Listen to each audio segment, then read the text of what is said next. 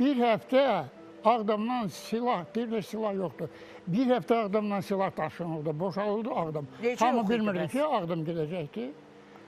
Xocalı'nın getdiyi gündə məlum idi, saat da məlum idi. Ermənilər koridor açmışdılar. Əskərəndən ki, çıxın. O vaxt Ağdam, bilirsiniz nətərdir, qaynayan bir dənə qazana bənzəyirdi. Qaçan, köçən, gələn, hamısı Ağdamda. Ağdamda meydan dağılırdı. Heç kəs böyük yox, kiçik yox, komandan yox, rəhbər yox. Tərcüməcliyi öz başına. Mən 2 il Xankəndində, o vaxt İstipanakətdə xüsusi idarəçilik, o vaxt Viktor Palenski idi oranın Mərkəzi Komitənin ikinci katı. 2 il mən orada olmuşam.